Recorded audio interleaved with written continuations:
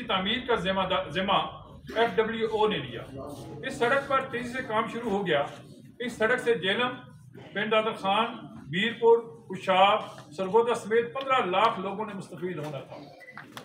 बदकिस्मती से नामालूम वजूहात की बिना पर इस सड़क का काम रोक दिया गया। FWO की मशीनरी वापस चली गई और अवाम हसद तो यास की तस्वीर बने हैरान परेशान खड़े रह गए। मैं आपको यह बात भी बावर कराना चाहता हूँ कि तहसील पिंड दादर खान मादियात से भरा हुआ एक इलाका है, सालाना अरबों रुपए हुकूमत कमा कर देता है। इसके अलावा 2 बड़ी सीमेंट फैक्ट्रियां, एशिया की सबसे बड़ी सोडा एश कंपनी, जिप्सम को पाउडर बनाने के लिए 55 फैक्ट्रियां, दुनिया की दूसरी बड़ी नमक की कान, कोयले और फायर कले के जखायर भी मौजूद हैं। गरीबवाल सीमेंट फैक्ट्री 45,000 टन योमिया सीमेंट डिस्पैच करती है। एक ट्रक 20 टन सीमेंट लेकर रवाना होता है। ICI soda ash company 3,000 ton से ज्यादा रोजाना पैदावार और लोड करती है। डंडोज सीमेंट फैक्ट्री 1100 टन रोजाना सीमेंट सड़कों पर बेचती है।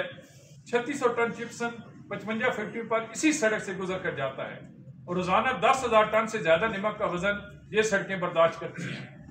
ईंटों के भट्ठे, मिट्टी की ट्राली, फैक्ट्रियों के कलन चलाने के लिए हजारों टन कोयला और नमक की कानें देखने के लिए हजारों सौ की इमदाद, इनका सब का जरिया ये सिर्फ ये सड़क ही है। लोगों ने पिंड दादर खान का सफर तर्क कर दिया है।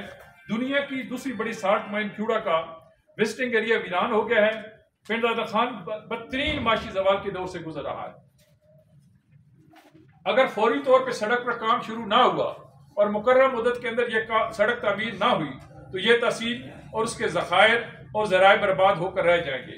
हम हुकूमत वक्त से पुरजोर अपील करते हैं कि फौरी तौर पर सड़क की तामीर के फंड जारी करे और इस सिलसिले में मोरखा 14 दिसंबर को नेशनल प्रेस इस्लामाबाद पर कॉन्फ्रेंस और एहतजाज में 15 दिसंबर बरोज जुम्मा तहसील भर में मुकम्मल शटर डाउन और पहिया जाम हड़ताल की काल दी गई है और मुतालबात की मंजूरी तक हमारा एहतजाज जारी रहेगा।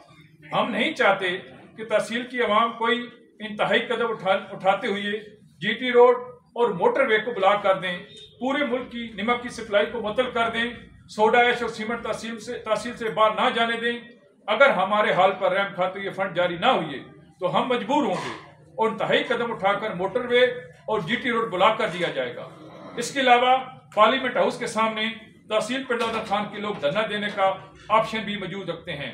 अगर हमारे जायज मुतालबात मंजूर ना हुए तो बदअमनी, एहतजाज, हड़ताल और धरने की जिम्मेदारी वफाकी हुकूमत पर होगी।